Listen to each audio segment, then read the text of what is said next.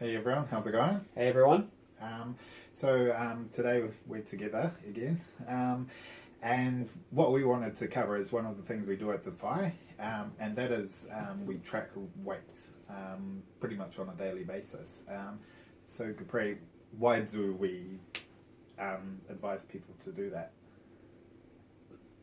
Great question, Ollie. I guess the key reason is a lot of people that we help out, their main goal is to lose fat, right? And one of the biggest ways to measure fat loss is to track weight.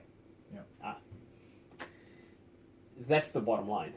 If you're losing fat in the long term, you will be losing weight. And in order to measure that, we need multiple weight readings per week so that we can average that, and we can get a long-term pattern for what's going on.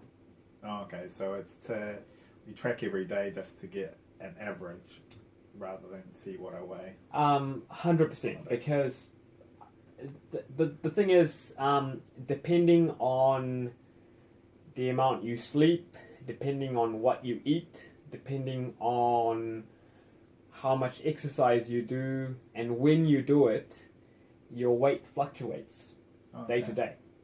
So, just as an example, the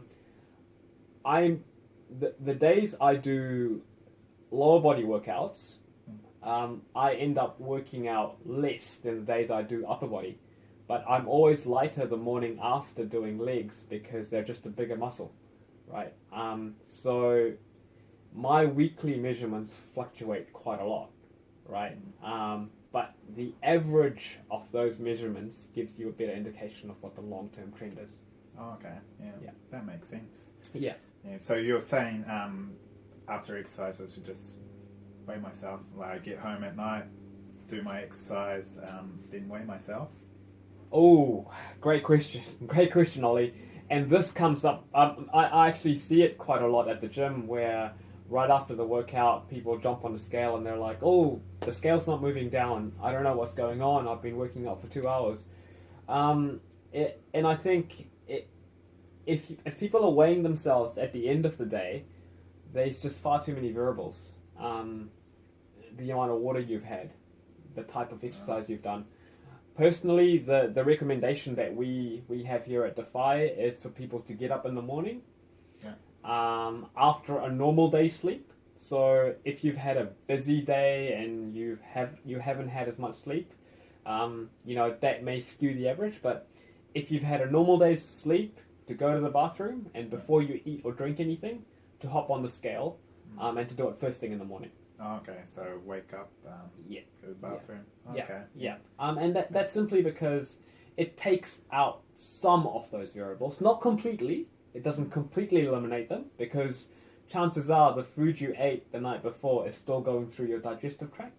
But it helps eliminate how much those variables will skew your weight. Yeah. And I guess the important thing, and it's an age-old saying, is in order to improve something, you must be able to measure it. But beyond that, you must be able to measure that thing consistently. So whatever mechanism you're using, it needs to be consistent. And that's why we sort of recommend a digital scale, because an analog scale, is it 78.1 or is it 78.5? It's open to interpretation, right? The digital scale doesn't need to be 100% accurate, but it needs to be consistent, right? And just as an example, my parents have one of these really cheap blood pressure measuring things, and you could do 3 measurements with that thing within a minute, and it'll give you 3 drastically different readings. Now, if your digital scale is doing that, quite frankly, that's not good enough to track long-term patterns. So we want a level of accuracy. So get a decent digital scale. Absolutely, 100%. Cool. And at the start you said tracking weight is just one of the ways you can measure progress. What else could I be tracking to measure my progress if my goal was to lose weight? Great question, Ollie. and this is, I think, in the irony of this topic is, even though this is about scale weight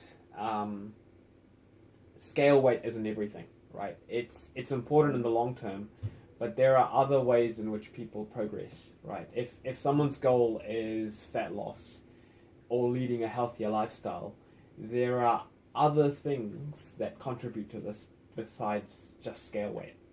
So as an example, someone could lose 5 kgs really quickly, but they may have a disease. They may be sick. They may have had severe diarrhea, right? The point here is simply losing weight isn't the be-all and the end-all, right? Things like doing more exercise, eating foods that have more nutritional value. We did a whole series on overeating, right? And this is something that I personally went through after the bodybuilding competitions, where your eating habits change so much that you may not be losing or gaining weight, but you've just got really unhealthy eating habits. Eliminating those, right? Not being food focused, not going out with friends and family and thinking just about the food. I think these 3 or 4 things are in many ways more important than what the scale weight is. Now, the scale weight is important, right? Someone may have a medical issue where they've been told by the doctor to lose weight, for blood pressure reasons, for diabetes reasons. Not saying that the scale weight is not important. They need to lose weight. That weight needs to be going down. But I think in addition to that weight going down, there are other things that also need to be looked at. And we see this all the time, especially in winter, where you've just had it yourself, right? You've been sick for the best part of 2 weeks. I bet your weight went down. I bet it went down, but you probably didn't feel too healthy, right? No. And I think this is the really important thing. The other thing is, weight loss isn't something that is an exact science.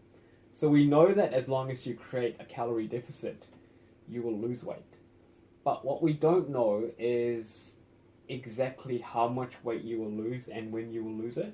So what tends to happen is the lower your body fat gets, the slower your body starts to lose weight, right? So if you become too scale focused, it can be a little bit of a letdown, especially because your weight will tend to fluctuate more day to day. So and again, during the bodybuilding competition, saw this all the time where, you kind of get to a point where from month to month, your weight doesn't change a lot, and all you get is a new low, and that low might be 0.1 of a kg or 0.2 of a kg, right? So there need to be other ways in which you're measuring progress, even though your weight is fat loss, even though your goal is fat loss. I think that's was with me, because when I started this, my main goal wasn't losing the weight. It was mainly getting from pre-diabetes to not pre-diabetes. So like those going to the doctor, getting those blood tests is a really good way of measuring your progress, not related to weight, because that's your blood, and you can see the change in cholesterol and your blood sugar level. So absolutely, and I think the other important thing is a lot of you out there, you have all sorts of different goals, right? You've got goals to run more, you've got goals to get stronger, right? You've got goals to not be pre-diabetes or to not have a heart condition. For these goals, it's very, very hard to put a number on it, right? And say, I want to be X weight, right? I mean, it's much easier to say, I'd rather not be pre-diabetic, right? But to say, I want to be X kgs, where does that number come from, right? And is it even realistic, right? Now, just earlier we were talking about the fact that a person who's well over 100 kgs, they may say that I want to be 95 kgs, right? They've got more weight to lose, right? Someone who's, say, we'll take my example, who's 76 kgs, if I say I want to be 65 kgs, probably not that realistic, right? Because I don't have as much weight to lose. Yeah, it'd be a lot harder. And this is where saying things like I want to lose 10 kgs is maybe not always realistic, right? Not saying people shouldn't have optimistic goals. You know, Adam last week spoke about the fact that we need to have challenging goals, but I think there need to be other things that come into the equation, right? And something that we and I know you know, in discussions that we have, often when we're assessing how someone is progressing, the scale weight is one of the last things you look at, right? You're looking at things like the step count and how much exercise they're doing and how they're feeling about food, right? And I think these things are, you know, they're all more important than the weight you're losing. In fact, I'd say in this whole conversation, something that we haven't touched on is the fact that sometimes not having your weight go up is a huge positive. You know, if someone's had a lot of social events they've had to go to, they've had a busy week at work and they haven't been able to exercise, and they've managed to eat at a level where their weight hasn't gone up for a couple of weeks, that's huge. You know, that's massive, because that's what life is, right? Life isn't this perfect, you're going to be able to go to the gym 6 days a week and you'll have exactly the meals you want to have and your weight will drop by half a kg every week for 10 weeks and you'll lose 5 kgs. You know, there are these ups and downs, and I think weight loss in many ways is like that. You know, it's something where it's not linear, right? Often it's like a staircase where the steps aren't the same length. You know, so it's like this.